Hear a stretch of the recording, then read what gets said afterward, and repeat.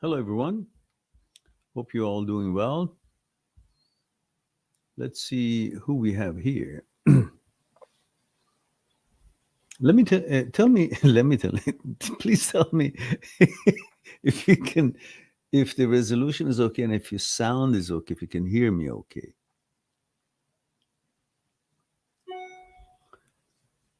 And once I get that, then I know you guys can see and hear me and I can read some of your questions. So it may only have. Okay. So we have Masood here. It says male 68 from Toronto. Oh, fellow Canadian. Eh? Says, please give us some understanding about narcissistic behavior in relationships, especially with online connections. Hmm.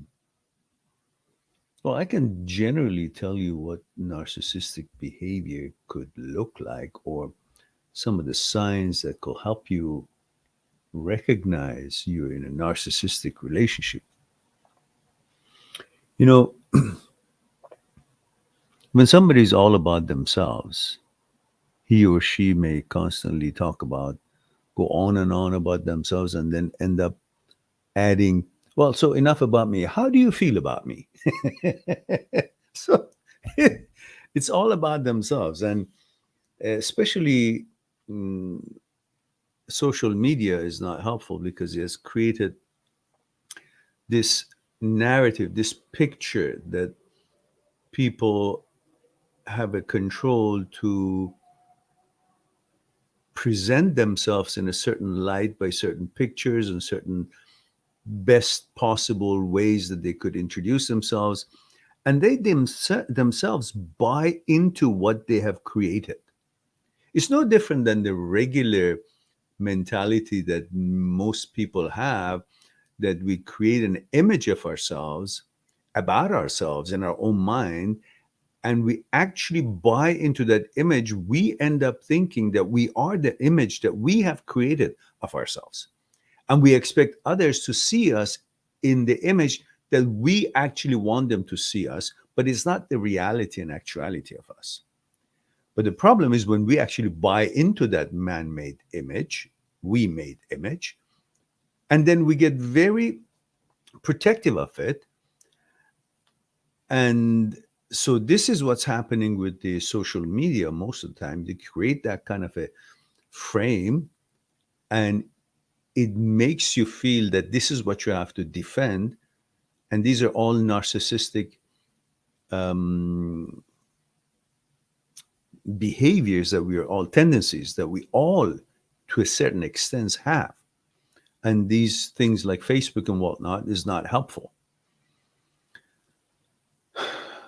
Also, a narcissist, when you see your partner is very, very sensitive about slightest criticism, then you can begin to think that, okay, that's part of narcissism.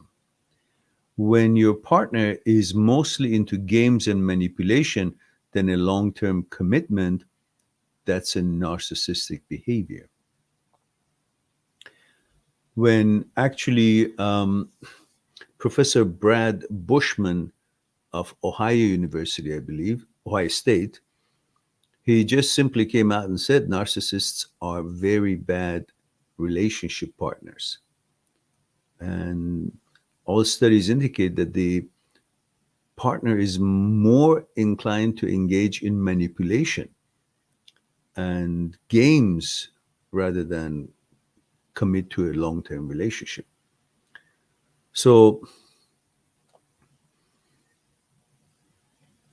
about 1% of the population suffer from NPD. And that is something that you can see all these little um, signals they can watch out when you're in a relationship. Um, you can read Dr. Lisa Firestone's interview. You can just type in her name and you'll find out that there's a title, How Can You Tell If You're in a Narcissistic Relationship? And usually you can see the person goes on and on talking about themselves.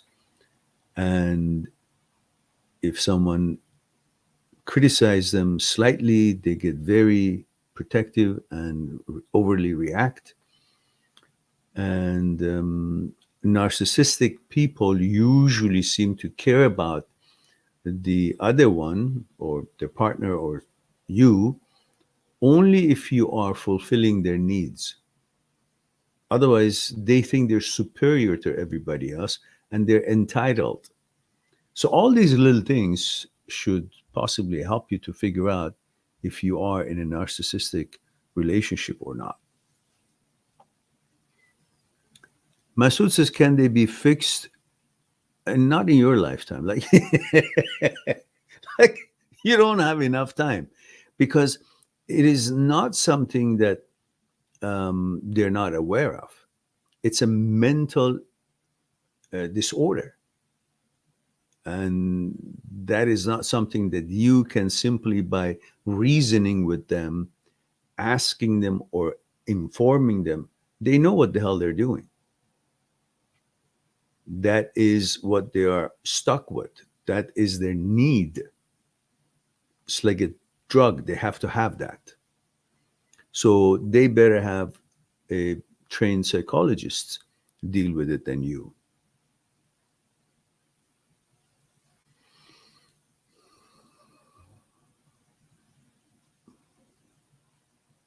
No, it's not a healthy relationship.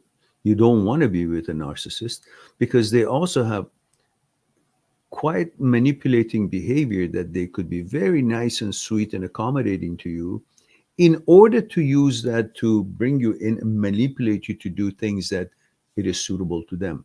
But they're not going to be fair in any way, shape, or form. It's always about them and what they want.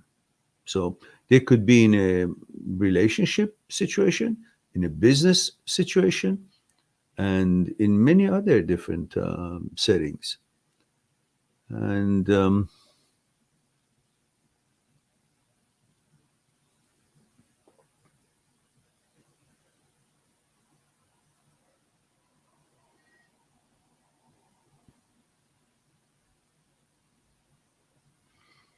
and Helter Skelter says, I'm correct in thinking narcissists are also victims. So condemning them as abusers is not healthy. Well, anybody who's got mental issue could be considered as a victim because it is not necessarily their sound mind that has decided to behave in the way they do. They're going to go harm someone or kill someone. Physically, if somebody harms someone, is beating them up or killing them or something, you can all understand, oh, that's outrageous and has to be stopped and so on and so forth. But if it's through narcissistic behavior, although in a way that person is a victim, but it's a victim that is causing harm to others, but nobody's causing harm to him. So it's a victim of his own. So you can't say he can't be responsible for what he's doing to other people because he has a mental issue. Well, yeah, but you don't have to be in a relationship with someone who doesn't want to be responsible or even doesn't know what he's doing. But narcissists are usually people who damn well know what they're doing. So they're not really that kind of a victim that you're trying to portray them. So you want to be in that relationship, it's up to you. It's your choice. You want to consider them victim, therefore what they do is okay. It's your choice. You have love for them and you want to tolerate them, that's perfectly fine. It's up to you. But you can't consider them that they're not benefiting from their behavior by manipulating others. Therefore, we should put up with it. You may want to put up with it. That's your choice. But in a healthy relationship, it is not healthy to be in a relationship with a narcissist because the narcissist is feeling entitled, superior, doesn't care about you unless you fulfill their needs. And that's what you're up against. Again, to each his own. If that is what something you can accommodate them. Again, bless your heart. That's perfectly fine. But in general, anyone who wants to be in a healthy relationship, you can't expect to have a healthy relationship when your partner is a narcissist. It's a mental issue. It's no different than saying, can I have a healthy relationship with someone who's got schizophrenia? Well, you can help that person with love and care and, you know, medication or psychological um, uh, therapy. But you can't say that, yeah, it's a healthy relationship. It's not. Maybe for a day or two you can tolerate it, but pretty soon, no one in the right mind would be able to put up with being the stooge or a tool for somebody else's comfort and benefit and not his own. You may do some for your children out of love, or your partner that it wasn't like that, but it became like that. This you couldn't see it at the beginning. But eventually you'd give up because you become aware that the most important person in your life is actually you. As much as you may love your partner, you will not be able to constantly be abused emotionally or manipulated. So that's what I have to say about that. So you want to consider anybody who's something wrong with them or doing something wrong to the other as a victim. Well, that's very philosophical, and maybe so. But it's not a victim because of the behavior of the partner. It's a victim that has got some kind of a um, medical problem, psychological problem. Helter Skelter says, I'm not saying it's okay, but in reality, they are victims. I'm not saying put up with it. I'm saying condemning someone to feel entitled ourselves leave the labeling isn't needed. But what do you want to call them? If you don't want to label a certain disorder, how are you going to address it? This business of non judgmental discussions, in some things, maybe it's understandable.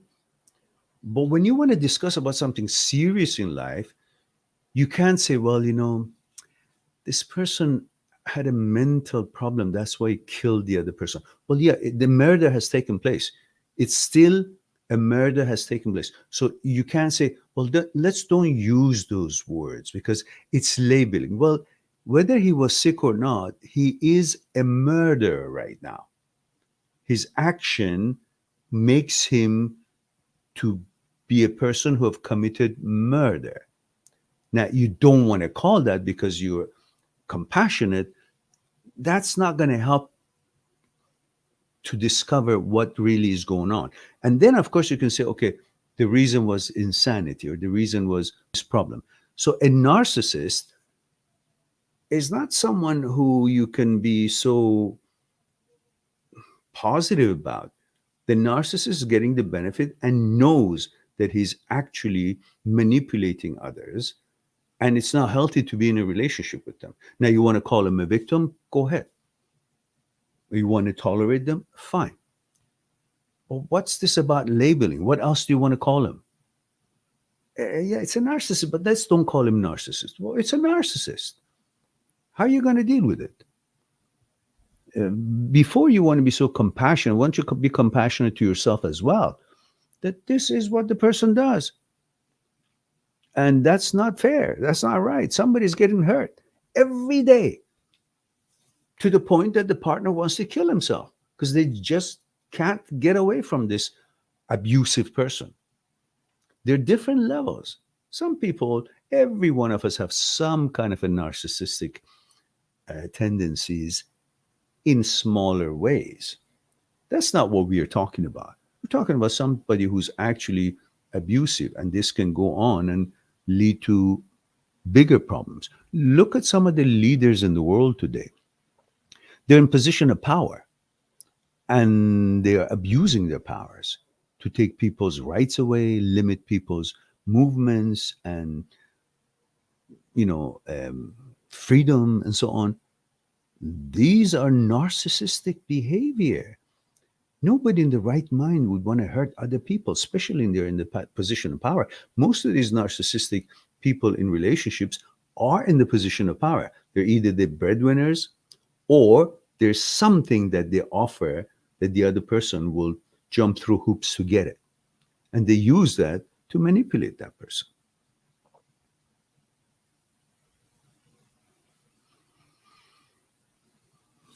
And Helter Skelter says, yes, but if someone isn't nice to us, take control and leave them. Yeah, fair enough. Don't blame. Blame is toxic. No.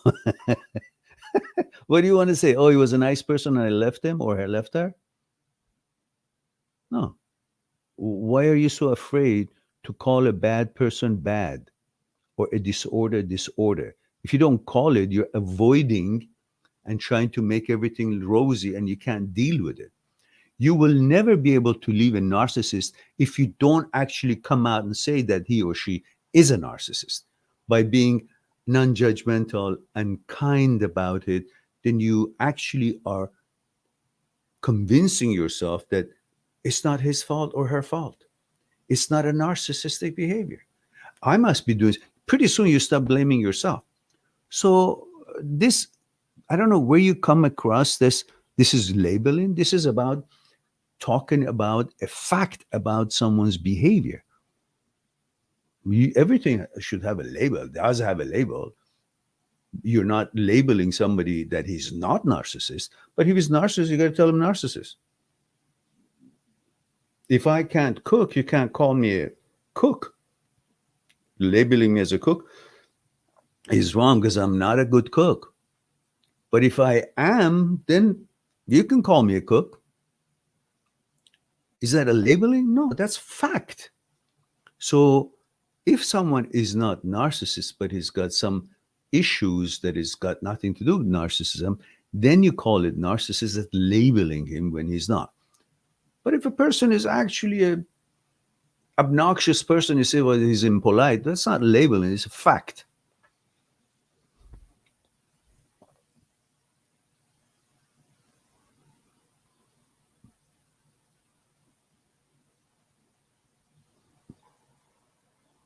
Yeah, helter skelter is not that easy. Perhaps you have never been in a narcissistic relationship. I've had many clients who have been in narcissistic relationship, and there's always a certain leverage that the narcissist uses that in partnership, especially when their finances are involved and children are involved and other issues are involved, they can't easily just get up and go. So it's not like that. They need to face the person for who that person is, instead of saying, oh, I can't label them. If they can't label it, they can't face it, that they're facing with that person, that kind of a person.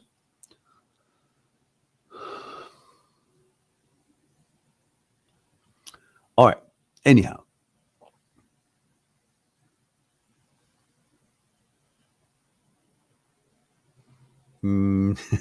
No. Yeah, you say you can only be manipulated with your consent. Look at what's happening to the world right now. How many people don't actually want to get this because they actually believe in real science, and there are so many different scientific information and scientists and reports are out there. But they're being manipulated because their jobs are being taken away. They're being pressed and their freedoms are taken away. Their movements are taken away. What are these? What do you call that when you say we can only be manipulated with our consent? They are coercing them into giving consent or not giving consent, but doing what the narcissist wants just so they can have their regular rights. They can exercise their regular rights. In a narcissistic relationship, it's similar thing. They're enforcing what the other person doesn't want, but the other person has no choice and no way to get out of it due to manipulations, the restrictions, and many other ways that has been happening. So you need to, kind of perhaps broaden your horizon about the severity of such situations. It's not always that, oh, I don't give consent, they won't, therefore I won't be affected by it. There are lots of places you don't want to give consent, but you are pressed to do certain things that you don't want to do.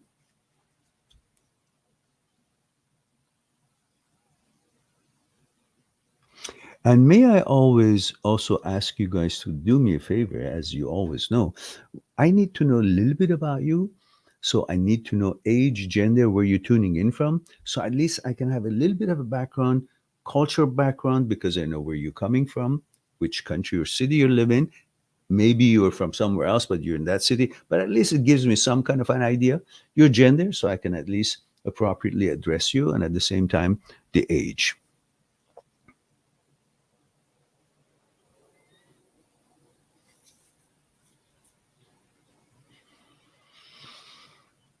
All right. Manav Madpati says, sir, why HOCD makes you uncomfortable with girls? I think I just responded that same thing in a comment that came through. And that's because that's very important to you. If you're a heterosexual male, always been a heterosexual male, you're dealing with HOCD, then you may have an anxiety because you're questioning yourself. How good am I going to be? Is she going to accept me? Am I in the right place? Am I actually having the right to be with this girl? Because I'm not sure about myself, because your brain is making you not to be sure and confusing you. So you're having this anxieties based on these fears that am I actually making the right move? Because it has created so much doubt about yourself and your own sexuality that now you want to justify for what you want to do. You don't know if it's right or wrong because you've been bamboozled by the brain. And that's part of the HOCD. It doesn't necessarily have to be getting anxiety about anything, but this is part of it.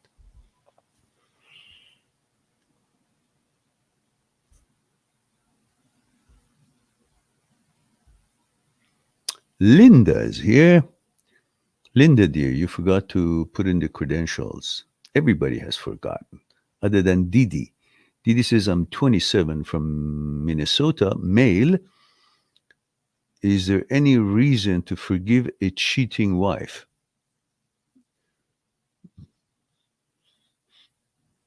It's a very personal. If you have children and you think the children is going to be, obviously they're going to be, that's a very big question. It's, you got to, there's no it's not necessary for me to give you a reason. You got to see if there's a reason that you can tolerate that. What reason does she give you? Is any reason going to be acceptable to you? Hmm? You may consider a human being makes a mistake and she was weak and stupid and thought she can fill some void in her life, that whether true or not, she created that void, or she presumed that there is a void, or however it was. It's not something that can easily be dealt with, but uh, she needs to convince you. There is no specific formula that I can offer here.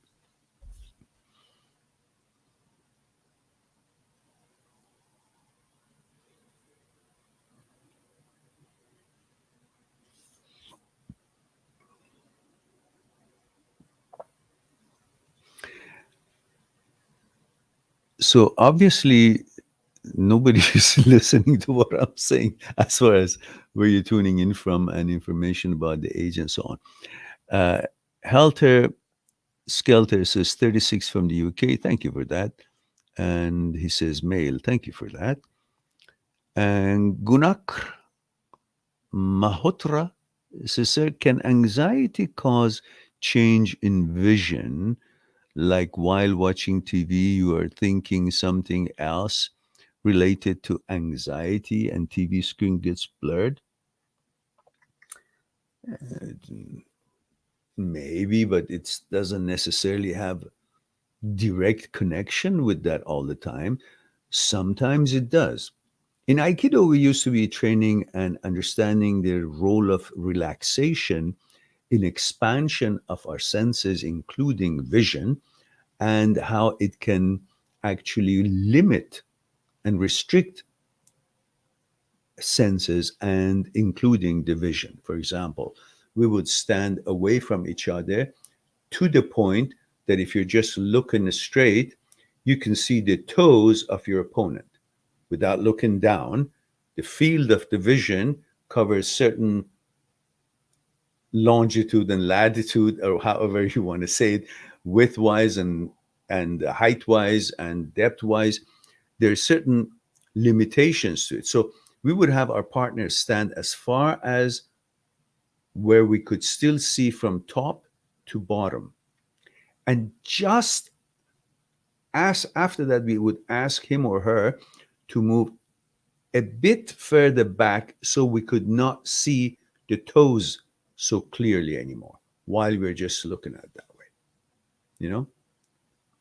And then we would just simply tighten up, and we would notice that we can't see that even that little bit of the toe that we could see. It's now we're tensed and tight and thinking about something terrible, and we're tensing our muscles, and we can't clearly see the toes disappear. And then we relax and go into the meditation pose of thinking a certain way to the point that the whole muscle and facial expressions inwardly and outwardly relaxes. And suddenly we see, without changing our head or tilting it, the toes, the feet, everything becomes clear. So it has the tension, does bring limitation, restrictions to your senses and your vision and so on.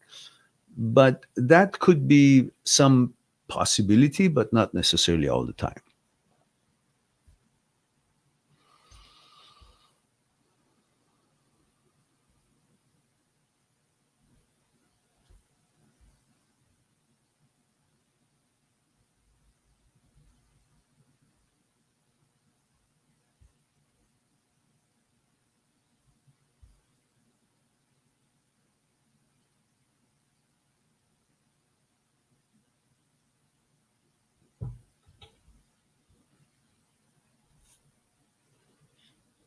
Masood says, I just had a bad experience with them.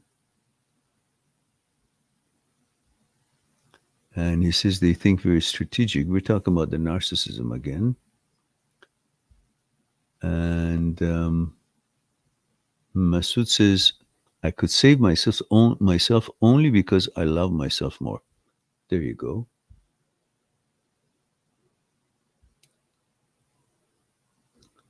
All right. Who else do we have here? BG says, hi from Adelaide, Australia. Says, really enjoyed the channel. Thank you, BJ. BG, BG. If you put an S, that would be BGs. Beegees. That would be the one of the favorite groups of mine when I was growing up, the BGs. Yeah. And let me know about your gender and age, BG. I'd appreciate that. And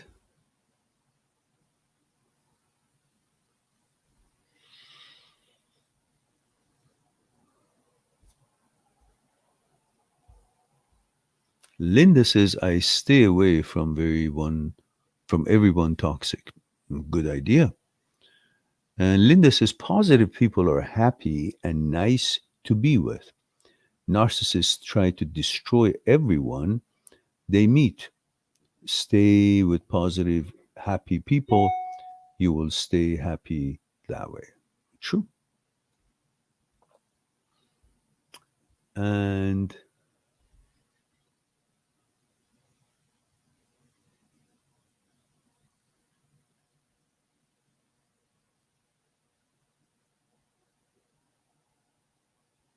mhm. Dee Berry says, I'm 27 from, okay, we got that one.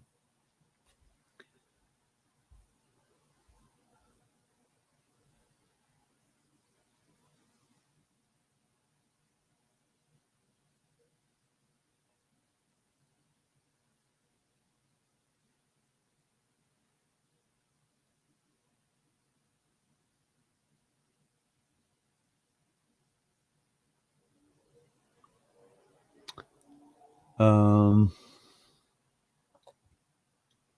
Manav says, if my crush mm, says me or tells me handsome, and one day her elder sister said that Manav is cute, and she automatically smiled.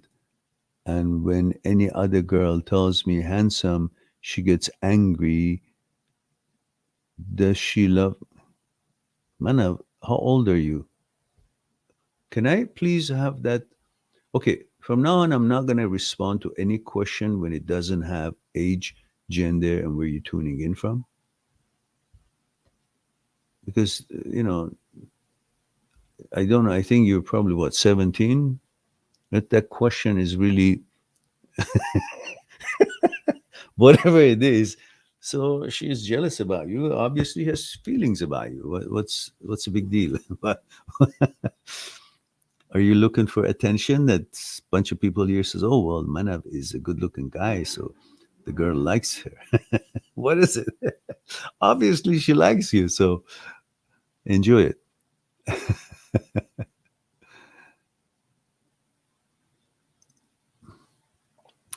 Gunak says also, sir, how to focus more on studies or work despite knowing you have something problematic in your brain.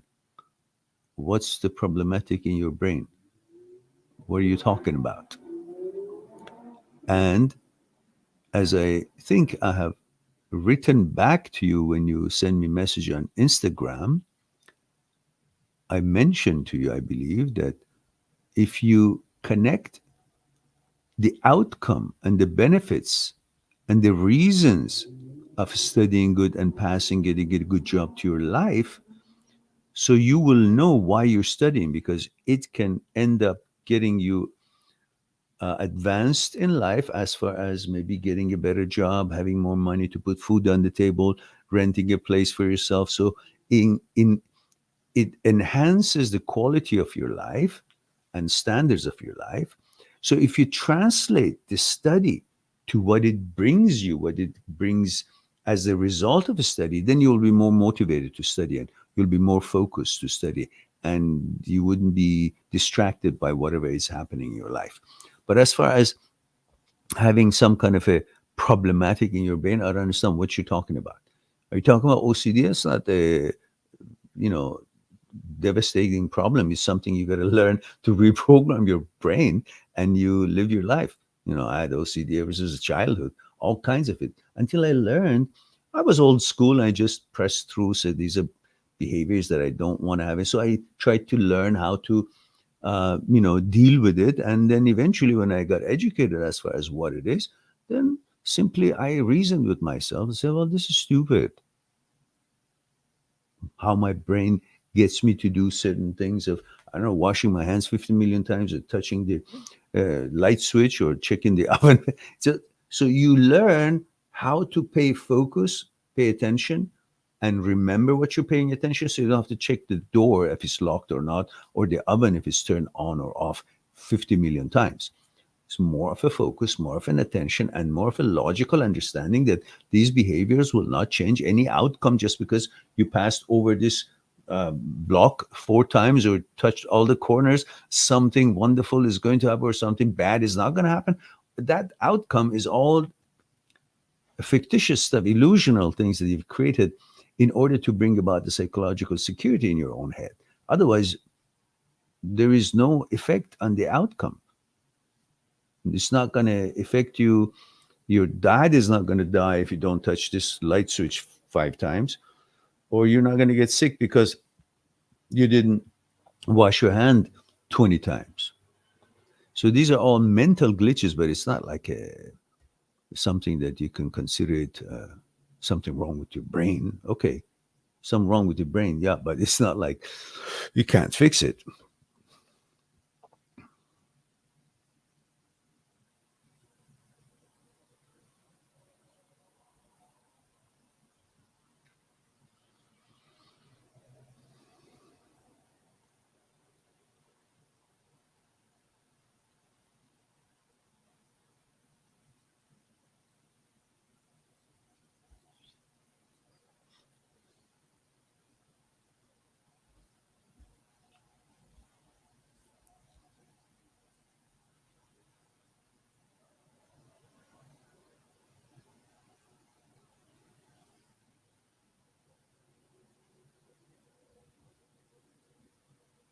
Gunak, I'm sorry, I don't understand what you're meaning. You say, please, sir, read this.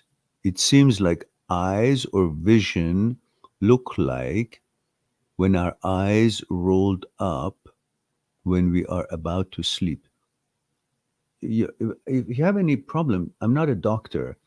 You can go to a hospital or you can talk to your doctor and ask them to examine your eyes and then tell you why it feels a little bit like that, blurry or something. I cannot make a comment of it because I'm not a ophthalmologist and I don't want to say something that I don't know anything about. I have some experiences myself with myself during my life, and if I can't figure it out, I go to my doctor and ask what the problem with my eyes is, if there is any.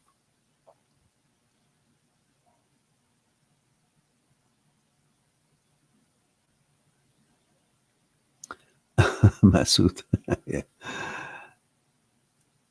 Aman says, there's a girl I feel I like, but I attached myself emotionally too much to her unknowingly, and she goes to date with different guys almost every other day. As I found, I'm feeling hurt. How to move? Well, the thing is, you could have asked her out yourself. You think if you just hang around and don't say anything, she's going to ask you out? You got to show it. Ask her what happens. You ask her and she may reject you. Fine, but that means you're in line. Hey, would you like to go out with me? She says, no, I am busy. I say, okay, but she understands that you're not there to be just hanging around for no reason. You like her, and you're in line to take her out, to date her. At least she's aware of it. And then if you guys still hang around, then you ask again. And if she still says no, then there's no reason for you to hang around. Go about your business somewhere else. Find another girl. There's no shortage of girls in the world.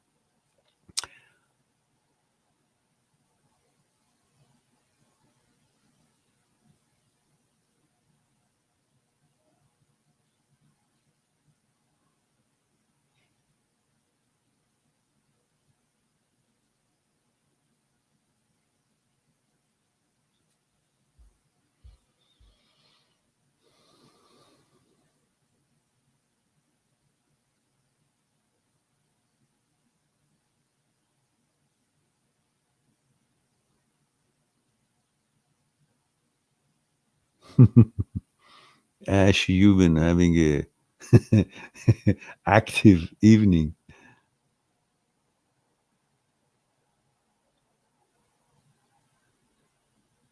Yeah, sure. Yeah, but you just recognize them and recognize the purpose, recognize the quality, intrusive thoughts, OCD thoughts, and that's it. It's like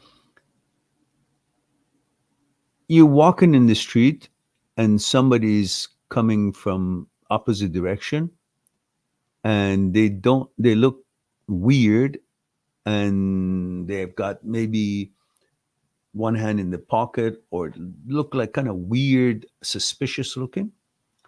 So you see it, recognize, become aware of it.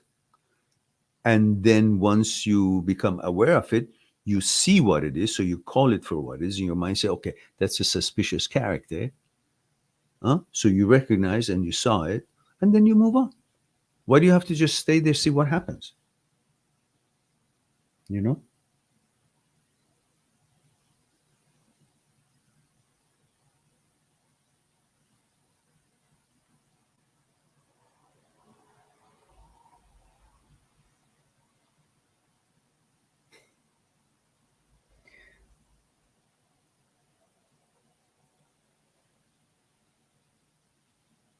All right. So let me turn this on.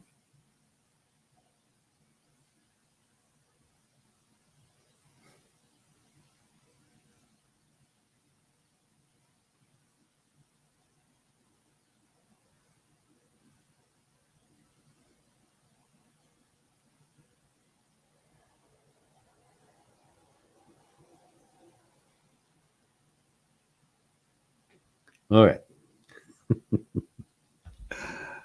All right. Where are we here?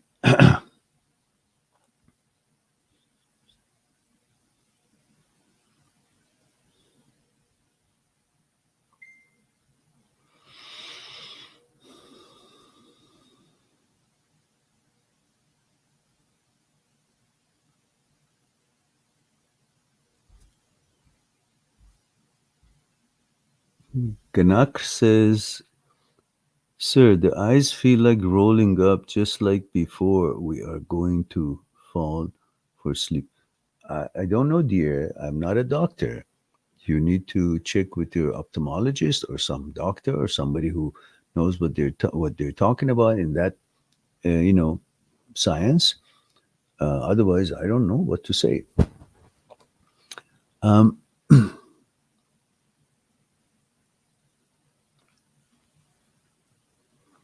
Aman says, even I want to move away from that girl as I see no chance for me, but I still crave her messages if even if I'm working all day. How to distance her attachment from self and mind? We just, for the reason that you just said, it's interfering with your life. If it's no benefit coming to you, why do you want the text from her when there's no follow up, when she doesn't want to go out with you, or you haven't asked her, or you don't have the guts to ask her? Go ask her, let her reject you. Then okay, I asked her, she said no. Then I have enough reason to go away. Then go live your life. Why do you get hung up with this and that? Why do you feel so needy? Just you like something, go after it. She doesn't want it, then respect it and go after something else. That's it. Don't have to stop wanting to go out with somebody that you like. You just maneuver. This one doesn't work. Next one. That one doesn't work. It's like sales. You try to sell something, somebody doesn't want to buy it. The next one. You try the same, doesn't want to buy it. Next one. You keep going, and somebody says, "Yeah, sure, I want to buy it. What are you selling?" So that's a practice. Go for it.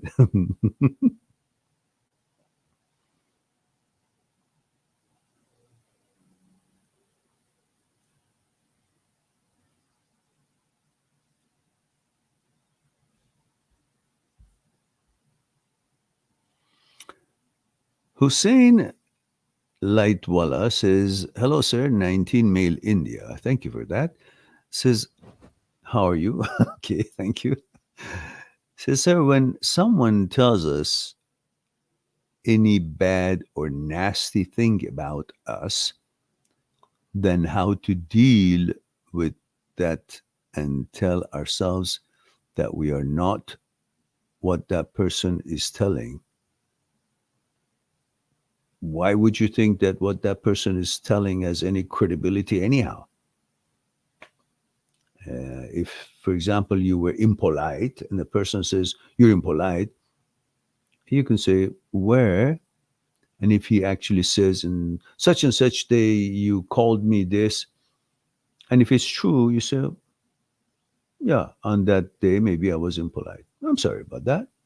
But if you had a reason, and you can say, well, on that day, if you realize you called my mother something bad, so I was impolite as a reaction. You can be the judge of it and you can be honest about it. If the person has a point and you think it's valid, then you can modify yourself and grow out of it and deal with it and better yourself and make that correction. But if the person is talking out of his somewhere else, then you don't have to listen just because somebody said something. But we've been conditioned since childhood that if the opinion and the quality of ours is all depends on what comes from outside judging us and telling us. You can do the same thing yourself. If it's true, fine. If it's not true, don't give a damn. Doesn't matter.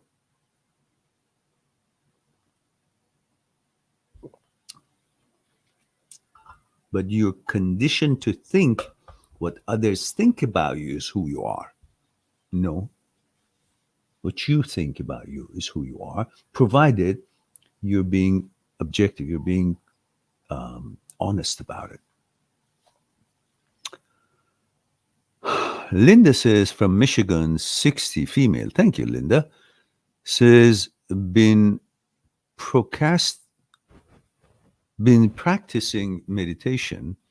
How long did you practice meditation to remain in the present moment? Well, I used to practice 1 hour a day when I was really into it because I started in university and it was way of life. And then I used that to align myself with the nature, with the universe, enjoy the conflux of the energy of the universe, and become one with that flow and benefit from in sports, in focus, in studying, in anything I could use it for, and in relationships, in tolerance, in whatever I could. And then eventually, whether I did meditate or not, that whole flow of energy through me had become automatic. So it wasn't just I could benefit the meditation, I could see the result of the benefits of the meditation only when I do the meditation. Because once you keep doing it, it becomes a natural happening in life. So whatever you're doing, that process that you created by doing the meditation every day for a long time, that process becomes part of your being. It continues whether you're purposely focusing on it, sitting in a situation and actually practicing it, or you're doing your daily thing. But the meditation and that flow and conflux between the energy of the universe, nature, and you is continuing regardless if you're sitting somewhere and doing your meditation or not. And that's what you want to create. That you can do it in running, you can do it in sports, you can do it in your business. That becomes the way you actually interact as part of the nature. With that process of meditation happening automatically without you actually being in the position of meditation and taking the specific time to meditate, that becomes part of your mentality and the process that is happening, whether you purposely want it to happen or not. It just becomes just like involuntarily you're breathing, whether you're thinking about breathing or not, whether you're actually sitting somewhere and doing breathing exercise as part of a meditation, style of a meditation or not. The breathing, unnatural, unusual activities all the time 24/7 is happening anyhow.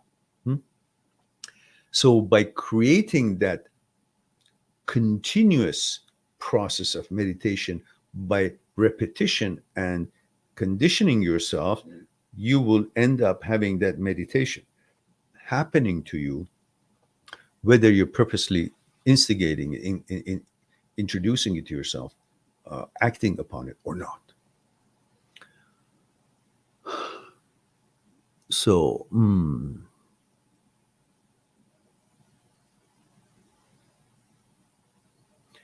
Didi 27 from Minnesota, male, says, is a man cheating the same as a woman cheating?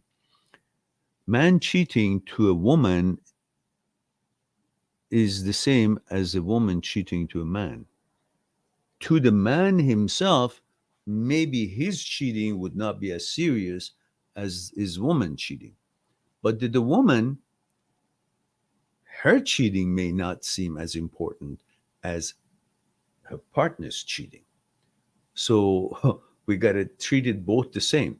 Both are unacceptable to the other in the same degree, but could be a different degree to each individual, each one of them, specifically due to cultural upbringing.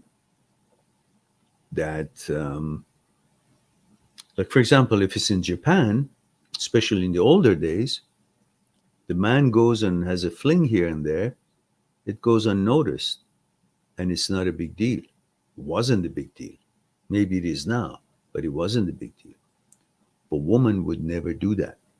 That would have been a huge deal. Same thing was happening in the old Iran.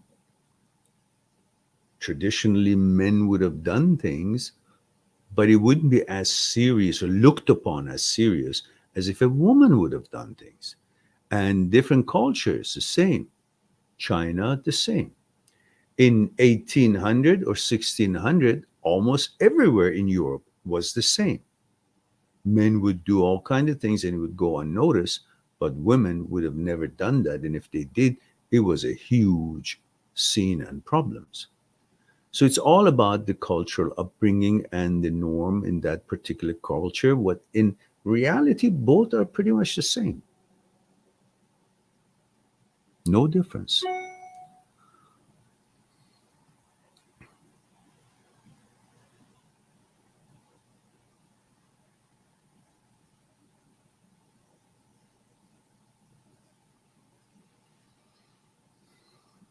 Aman, you're creating some things that it really doesn't matter. I mean, if that's the case, then why are the kids asking her out? What does that mean? You're not causing any trouble. Just ask for a date.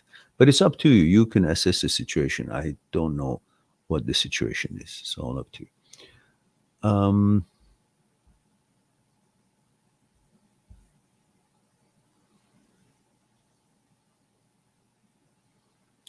Aman says, Mehran, Sadhguru is younger than you. Ah, I know. I know. But he's got the beard that gives a certain kind of a, different kind of presentation. Yeah, true.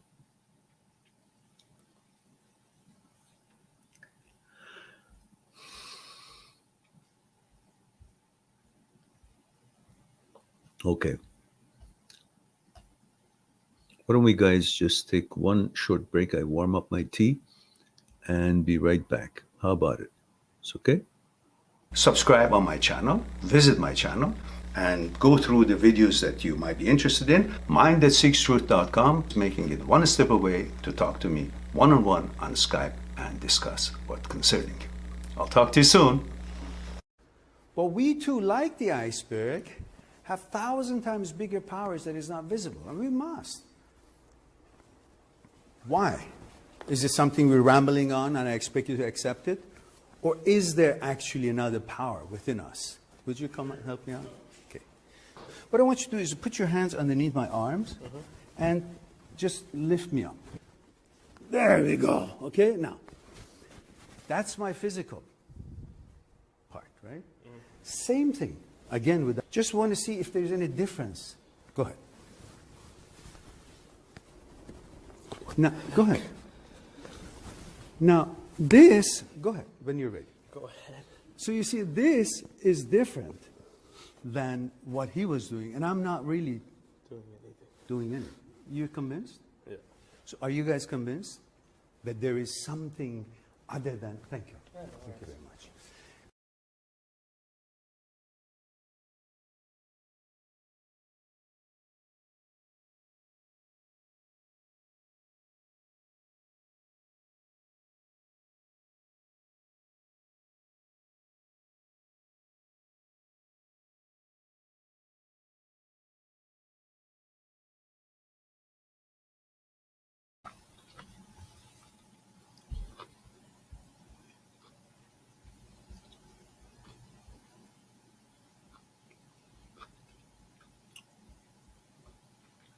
All right, we're back. Let me show you some of the additions that I have for the screensaver.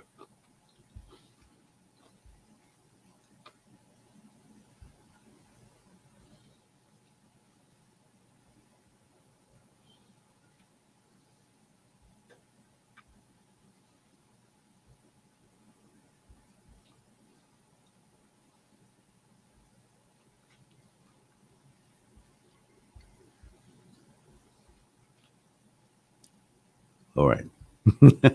So we now have a little bit of arsenal of different things.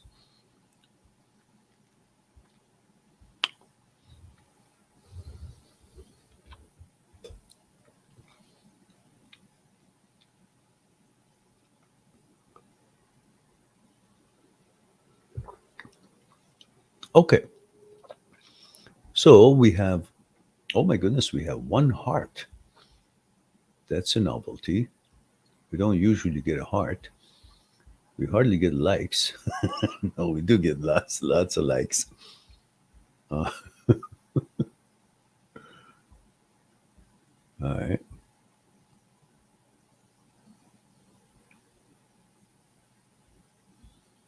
Hmm. All right. So we have 8 likes and 6 watching. All right.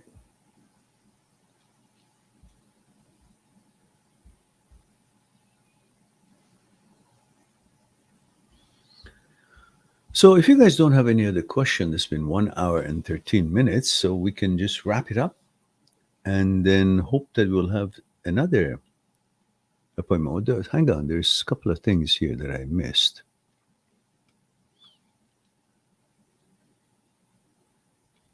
No, I didn't miss. I've answered all questions here. All right, I hang around for another couple of minutes. If there's no other question, then I'll just wrap it up. What do you think? I'll just give you a few seconds.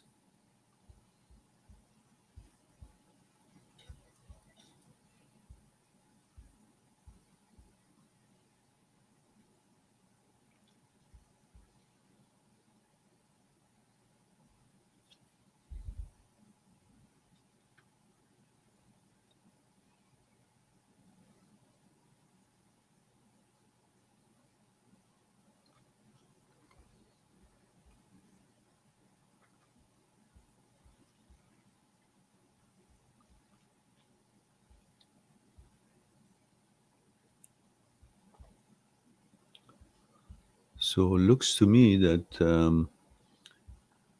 there are no more questions.